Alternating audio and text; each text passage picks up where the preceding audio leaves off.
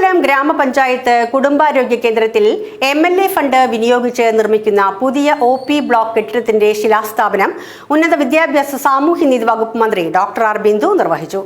ഗ്രാമപഞ്ചായത്ത് president KS Thampi അധ്യക്ഷത വഹിച്ച ചടങ്ങിൽ ജില്ലാ പഞ്ചായത്ത് വൈസ് പ്രസിഡന്റ് ലതാ ചന്ദ്രൻ, ജില്ലാ പഞ്ചായത്ത് അംഗം ഷീല അജയ് ഘോഷ്, ആരോഗ്യ കേരളം ജില്ലാ programme manager doctor P. Sajeev Kumar എന്നിവർ മുഖ്യാതിഥികളായിരുന്നു.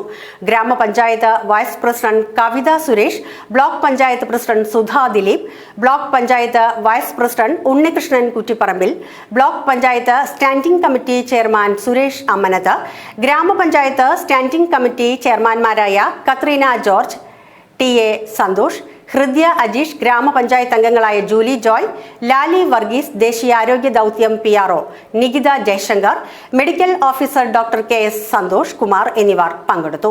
നിയോജക മണ്ഡലം ആസ്തി വികസന ഫണ്ടിൽ നിന്നും 60 ലക്ഷം രൂപ ചെലവഴിച്ചാണ് പുതിയ OP ബ്ലോക്ക് കെട്ടിടം നിർമ്മിക്കുന്നത്. ഇപ്പോൾ ഗ്രാമപഞ്ചായത്തിന്റെ പൊതുജനാരോഗ്യ കേന്ദ്രമായിട്ടുള്ള ഈ ഹെൽത്ത് സെന്ററിൽ സ്ത്രീകൾക്കും മറ്റും ശാരീരികമായിട്ടുള്ള സ്വാസ്ഥ്യം ഉറപ്പാക്കാൻ കഴിയുന്ന വിധത്തിൽ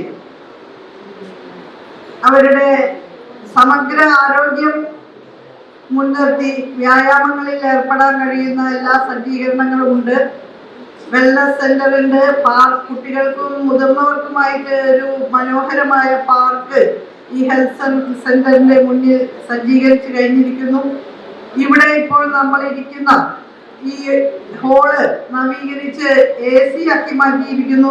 ഇതൊക്കെ ഗ്രാമപഞ്ചായത്തിന്റെ വികസന നേട്ടങ്ങളിൽ പൊൻതൂവലുകളായി തന്നെ നമുക്ക് കാണാൻ സാധിക്കും.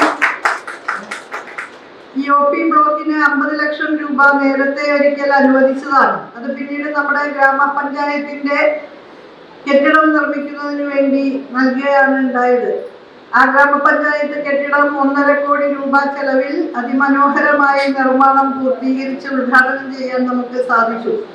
ഒരുപക്ഷെ കേരളത്തിന്റെ ചരിത്രത്തിൽ തന്നെ MLA ഫണ്ട് ഉപയോഗിച്ച് നിർമ്മിച്ച ഏറ്റവും വലിയ ഒരു പഞ്ചായത്ത് ഓഫീസ് അതായിരിക്കും എന്ന് ഞാൻ കരുതുകയാണ്.